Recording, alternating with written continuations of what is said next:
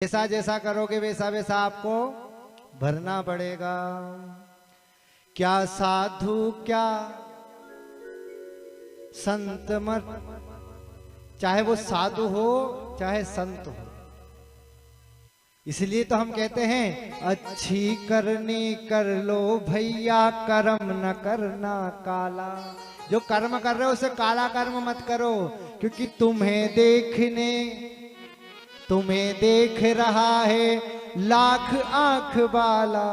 जिसके पास लाखों आंख है वो तुम्हें देख रहा है। इसलिए अच्छी करनी करो, कभी भी गलत कर्म गलत मार्ग को जीवन में मत अपनाओ, जिससे हमें हमारे मालिक को हमारे खाता वसूल करने के लिए गलत चीजों का भी इस्तेमाल करना पड़ता है।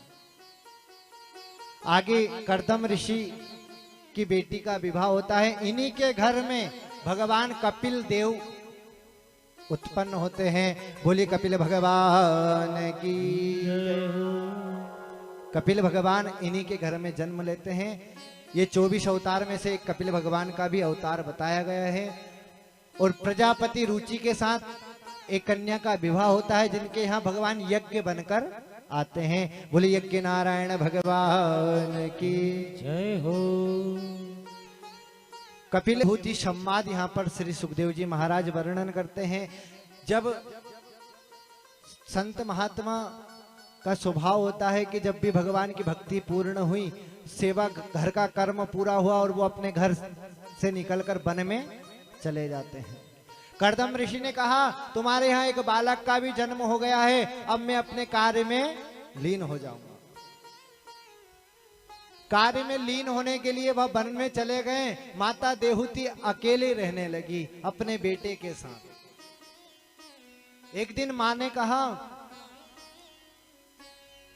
कपिल बेटा मैं बहुत दुखी हूं। बोले मां किस चीज से? कहने लगे बेटा मैं महाराजा मनु की बेटी, मैं राजा मनु की बेटी, मैंने राज्य सुख भी बहुत भोगा। ऋषि कर्दम की पत्नी जिनका सारा संसार पूजन करता है, ऐसे कर्दम ऋषि की मैं पत्नी, परंतु फिर भी मुझे मन में शांति नहीं। किस लिए? तो यहाँ पर एक बेटा अपनी माँ को कहता है कि हे माँ, अगर संसार के सुख भोगने से जब संतुष्टि हो जाए तब भगवान के लिए आगे आना चाहिए। आपने हिंदी में 3 वर्ड पढ़े होंगे, पढ़े? का खा गा पढ़े कि नहीं? किस किस ने पढ़े का खा गा? पढ़े? हाथ ऊंचे करो, अनाराम तो सब नहीं पढ़ेंगे। पढ़े सभी ने? अब मेरे को लगता है आधे लोग स्कूल गए नहीं। तो मैं आपको जिनने नहीं गए ना वो भी सुन लेना। हम तो भैया 5 अक्षर हम जानते थे, हमको आगे की कथा पता भी नहीं है कि क्या है। तो का खा और घा।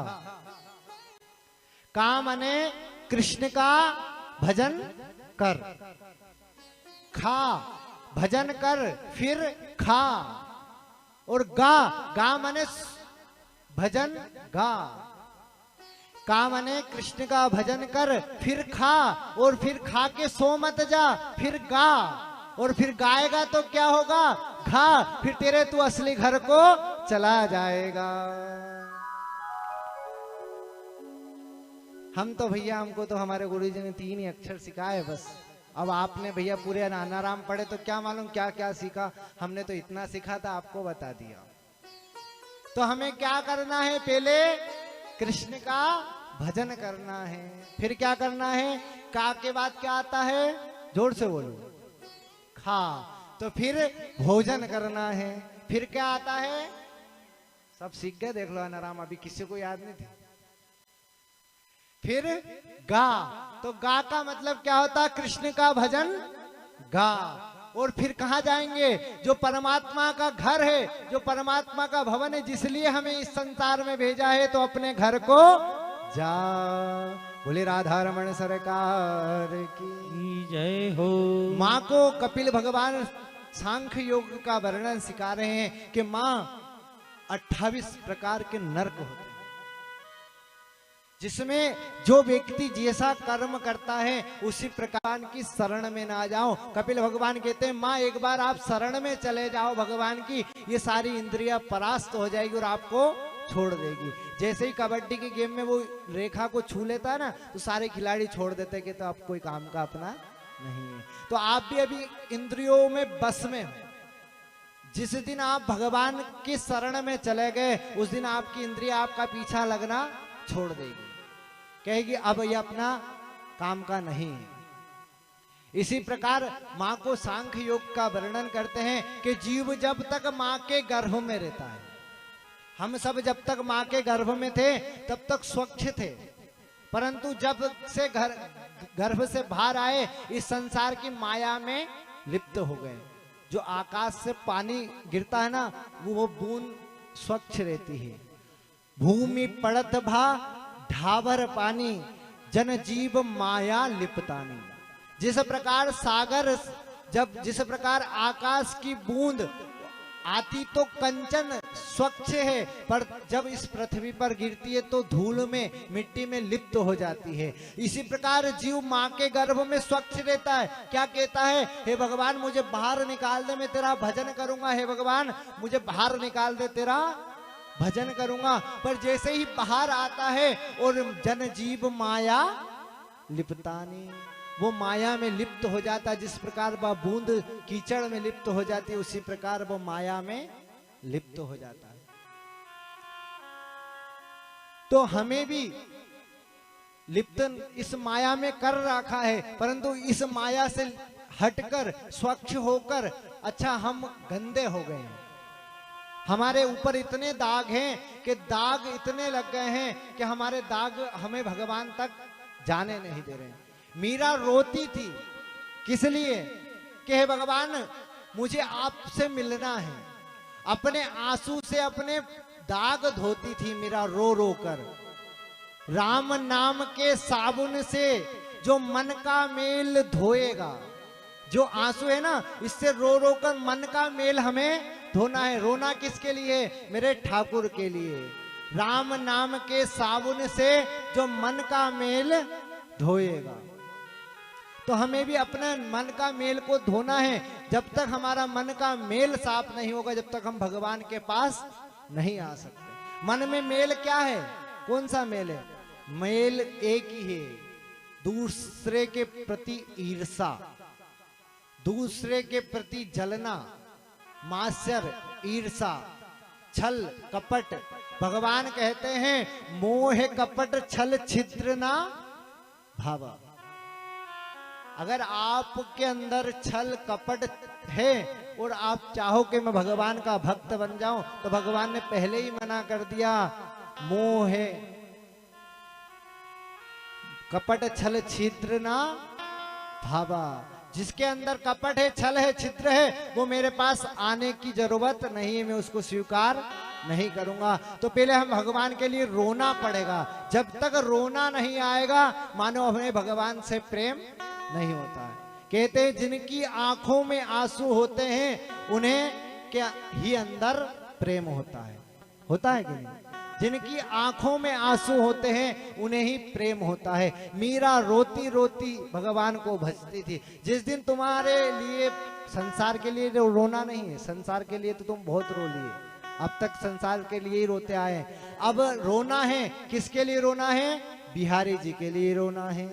मीरा रोती थी किस लिए कि मेरे को ठाकुर से मिलना है, मुझे बिहारी जी से मिलना है। और अपन सब किसके लिए रोते हैं कि मेरे बेटे ने कुछ बोल दिया, मेरी बहू ने कुछ बोल दिया, मेरे पति ने कुछ बोल दिया। अरे ये तो कर्म से मिला है, जिसको जो मिला है यह मानो कि सब भगवान की इच्छा है।